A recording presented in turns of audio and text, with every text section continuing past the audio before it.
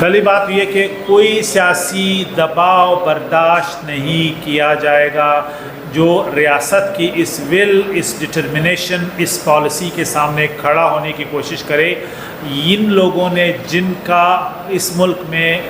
آنا ہی نہیں بنتا، ان کا کوئی ڈاکومنٹ نہیں ہے، چاہے وہ بلوچستان میں ہے، چاہے کے پی میں ہے، چاہے ملک کے دوسرے حصوں میں ہے، انہیں چلے جانا چاہیے تھا۔ اب ریاست پاکستان کا یہ ڈیسیجن ہے، اس کے سامنے کوئی بھی اگر کھڑا ہونے کی کوشش کرے گا تو اس کو سمیش کر دیں گے۔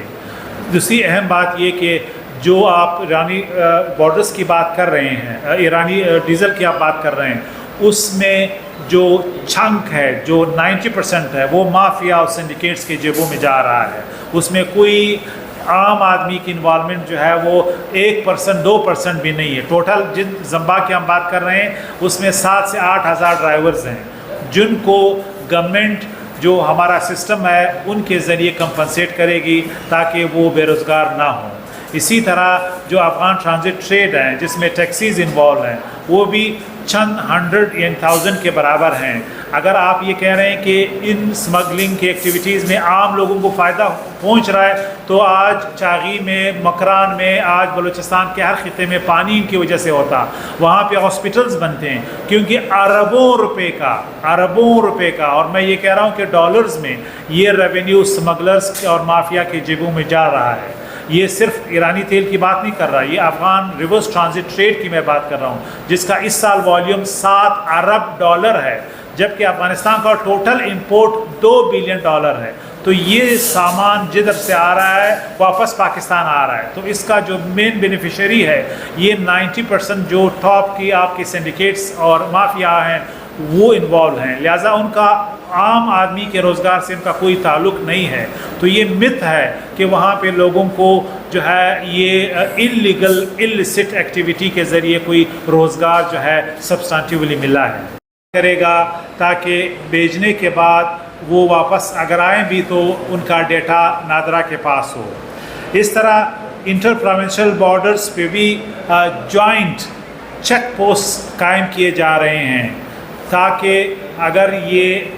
غیر قانونی امیگرینٹس واپس شہروں میں ابزارب ہونے کی کوشش کریں تو ان کا راستہ روکا جا سکے۔ اس کے علاوہ افیکٹو گراؤنڈ چیکس کے ذریعے پورے ریجن میں جو غیر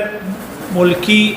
غیر قانونی امیگرینٹس ہیں ان کا ڈیٹا ری چیک کیا جا رہا ہے۔ جو ہمارے مختلف اداروں کے پاس ڈیٹا ہے اس کو سنکرونائز کرنے کے لیے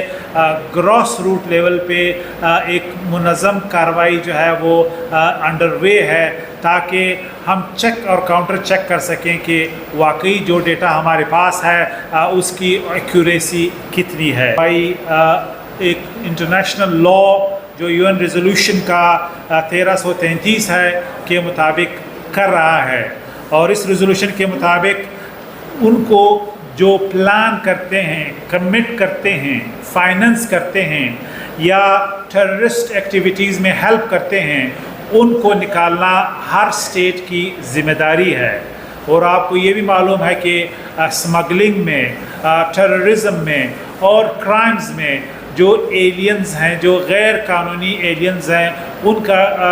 یعنی انوالومنٹ کا ڈیٹا آپ سب کے سامنے ہے۔ جس طرح ابھی اس سال میں 20 خودکش دھماکے ہوئے ہیں، اس میں 13 دھماکوں میں غیر قانونی افغان ایلینز یا امیگرینٹس شامل ہیں۔ اس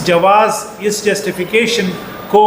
میں اس لیے ریپیٹ کرنا چاہتا ہوں کہ یہ UN کی ریزولوشن میں یہ بھی واضح طور پہ کہا گیا ہے کہ کوئی بھی ملک ایسے کرمنل عناصر جن کی کوئی پشت پناہی ہو اور ان کے فائننس جو ہے وہ پرووائڈ کی جا رہی ہوں اور وہ ہماری سرزمین کو استعمال کر رہے ہوں، ان کی اجازت ان کو نہیں دی جا سکتی۔ اسی طرح جو نیشنل ایکشن پلان ہے اس میں بلوچستان لیڈ کر رہا ہے تاکہ اس وقت جو غیر قانونی مائیگرنٹس چاہے وہ سندھ سے آ رہے ہیں چاہے وہ دوسرے علاقوں سے آ رہے ہیں، ان کو ہم جو ایگزٹ پوائنٹس ہے بارڈرز پہ وہاں سے ان کو ہم بے دخل کریں، اور جو ڈیڈ لائن ہے اس کے مطابق ہم یہ جو جن لوگوں کے خلاف یہ کمپین لانچ ہوئی ہے ان کو ہم بے دخل کر سکیں۔